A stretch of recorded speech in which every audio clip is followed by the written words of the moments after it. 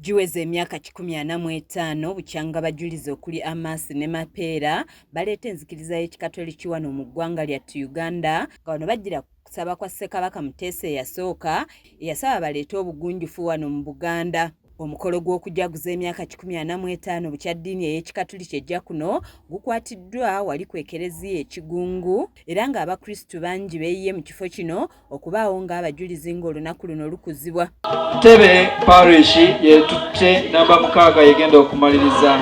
Bw'otuuka mu kifo kino abamisani we baatuukira ekiri mu munisipaali ey'Entebbe kizibu okumanya nti we watuukira abamisani bano olw'endabika etasikiriza ey'ekifo kino nga kereziya yonna yeetooloddwa amazzi era ng'ebulako katono okugwamu. Oluguudo olukutuusa ku ekereziya eno nalwo luli mu mbeera mbi ddala ng'emirundi mingi abantu abawangalira mu bitundu eby'Entebbe bazze balajjana olw'enfuufu esusse nga n'ekyennyamiza kwe kuba nti oluguudo luno luzze luteekebwa mu mbalirira mu myaka gy'ebyensimbi egiwerako naye nga tewali kikolebwa. Yonola yalitwala ekkubo liswaza ensi yonna olw'ensonga nti abali mu nnyonyi nga bakajja wano gye basooka okulaba kasitudde.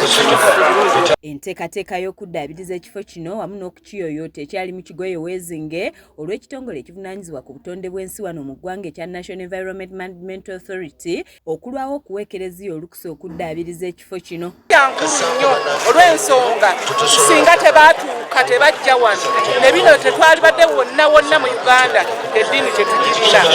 Bw'abadde ayimba mmisa Ssaabasumba w'essaza ekkulu ery'e Kampala Paul Ssemwogerere asabye abakkiriza okunyweza okukkiriza wamu n'okuba abamalirivu mu bye bakola ng'abajulizi bwe baali. Tutaza nga biyitirivu ne tukola kaakati ebiraga nti tetunnaba kukwata bulungi eddiini tennaba kumatira tuyigiriza n'emikolwa. Ono akalaatidde abantu okunyweza obumu n'okwagalizanga bannaabwe ng'omulamwa gw'olwaleero bwe gubadde ogugamba nti tulabire ku buzira bwa bajjajjaffe Mapeera amu ne Amasi tutambulire wamu nga twenyigira mu mirimu gy'obutume.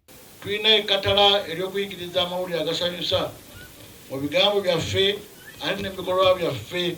Omukolo guno gwetabiddwako ab'ebitiibwa abawerako okubadde omwami wa Kabaka atwala essaza lya Busiro Charles Kiberu Kisiriiza, bannabyabufuzi okubadde omubaka w'ekibuga Ntebbe Honorable Michael Kakembombwa Tekamwa wamu ne ssentebe wa disitulikiti y'e Wakiso Dr. Matia Rwanga Bwanika n'abalala. Ssentebe Bwanika asinzidde eno n'asuubiza nti wakujjukiza ab'ekitongole ekivunaanyizibwa ku nguudo mu ggwanga ekya UNRA ku nsonga y'oluguudo olugenda ku ekereziya e Kigungu ng'agamba nti abuswavu oluguudo luno okuba nga terufiiriddwako ng'ate lwa muwendo nnyo mu byafaayo by'eggwanga lyattu Uganda.